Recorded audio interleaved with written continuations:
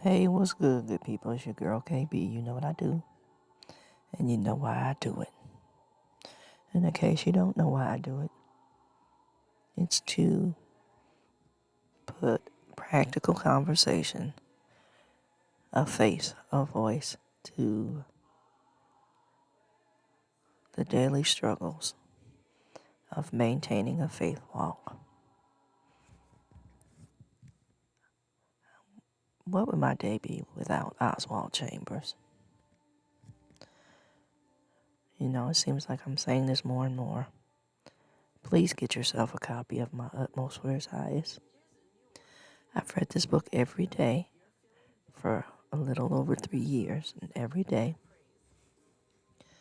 it's kind of like the Bible to me every day because my mental and emotional location changes. I get something different from this book, these readings. Please get yourself a copy.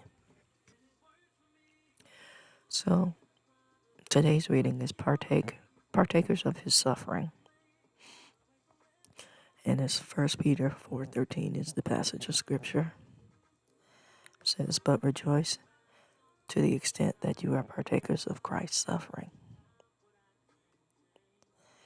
Now, if you're following my trail of videos, I made a video or a previous video today. It talks about what if Christ realized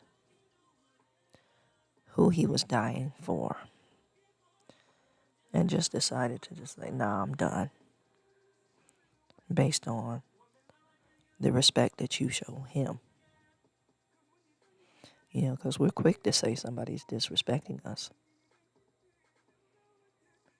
And I always pose the question, what respect am I showing? Because respect is reciprocal. Let me get into this reading. If you're going to be used by God, He will take you through a number of experiences that are not meant for you personally at all.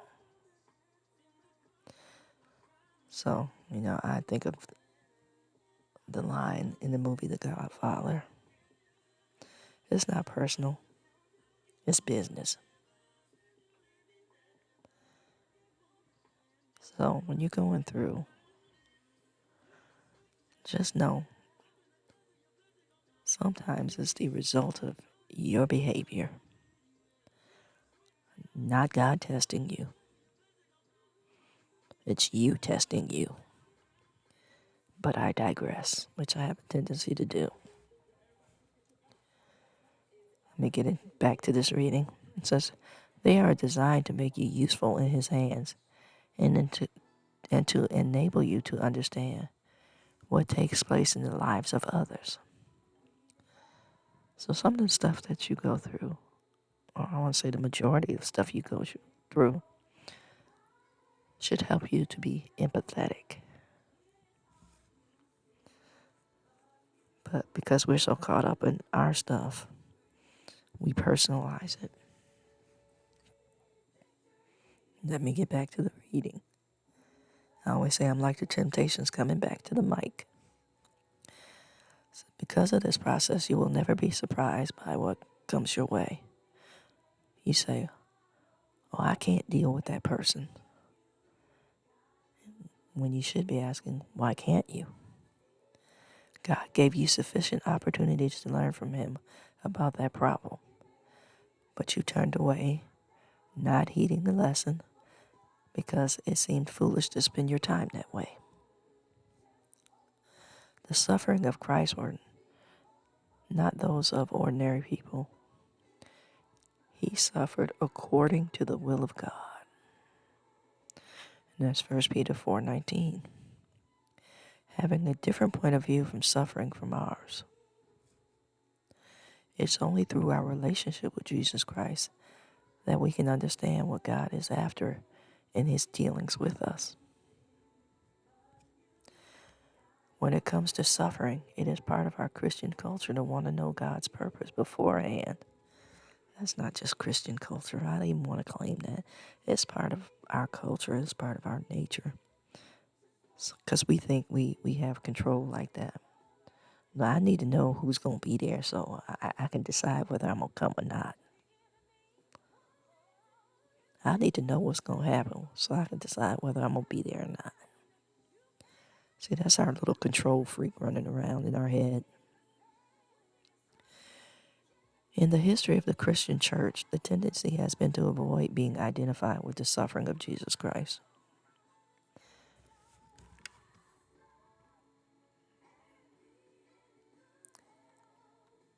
And for those of you who don't know, pay attention to the various jewelry that we wear with crosses. The Catholic cross depicts the crucifixion. To identify with the crucifixion. The Protestant cross doesn't have Jesus on it because the Protestants identify with the resurrection. Bet you didn't know that little tidbit. People have sought to carry out God's orders through shortcuts of their own. I don't know about y'all, but I'm guilty of that. Okay, God, this is a little bit uncomfortable. Can we get to the end part? God's way is always the way of suffering, the way of the long road home. And I talk about our immediate gratification. We're a quick fix society. We want everything in quick, fast, and in a hurry. We are now a group of people who will stand in front of a microwave and yell that it's taking too long. Now, I grew up with a grandmother who cooked, and she cooked mostly the entire day. And when we ate good. But a meal was not anything instant. And most of us don't even cook anymore.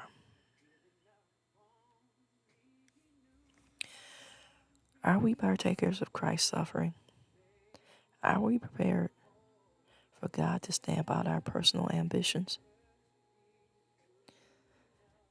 In other words, are we ready to be broken?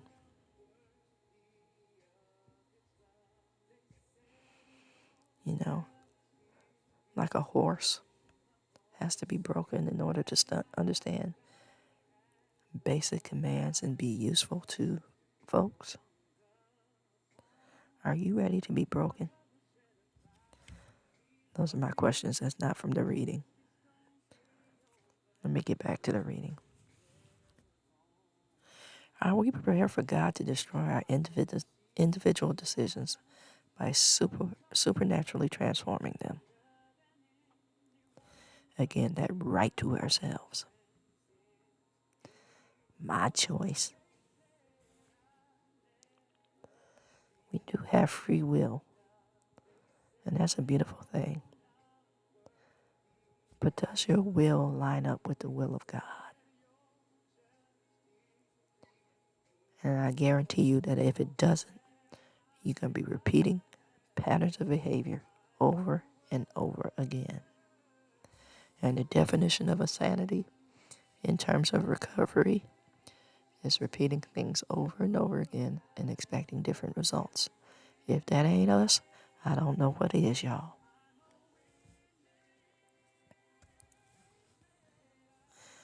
It will mean not knowing why God is taking us that way, because knowing would make us spiritually proud. Like you got some kind of special insight into God. I know where God's taking me. And when we get there, we going to do something. Like your little kids. I'm going to Disney. Like, I'm going to Disney. And that's just our nature. We never realize at the time what God is putting us through. We go through it more or less without understanding. Then suddenly we come to a place of enlightenment and realize God has strengthened me and I didn't even know it. when you get to that place in your life and you get to that aha moment, how many of you just stop and give God the glory?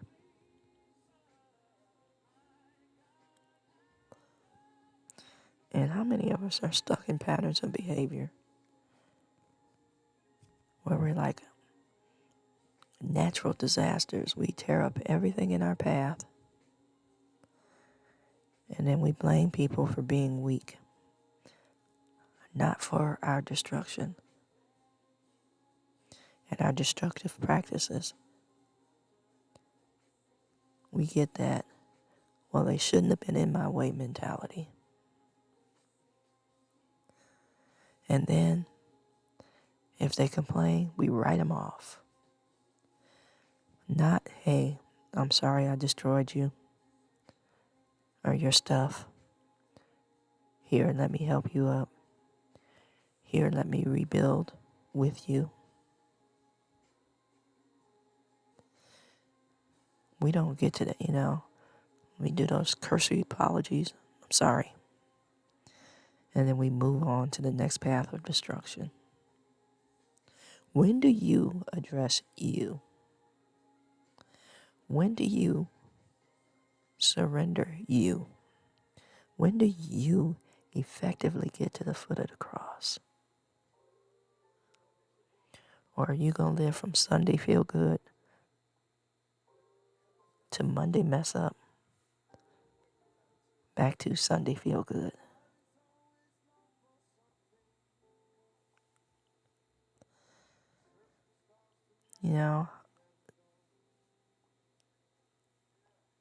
We need to learn to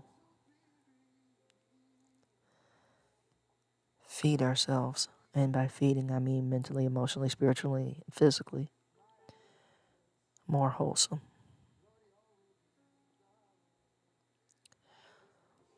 I had a friend that once spoke of, nutrition and nurturing the body, and the body is this, that, and the other.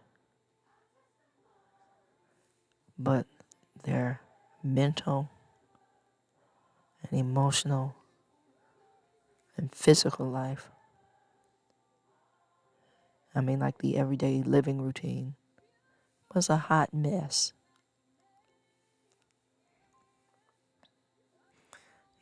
What good is having a healthy body if your soul is gone? That's like a beautiful temple that serves no purpose other than being eye candy. Well, there you have it, my 2 cents. Now I'm getting ready to get busy for my day, y'all. Hit me up. I'm getting a lot of comments, y'all. I'm responding as fast as I can. And thank you for the new subscribers. I appreciate you. Let's keep each other encouraged.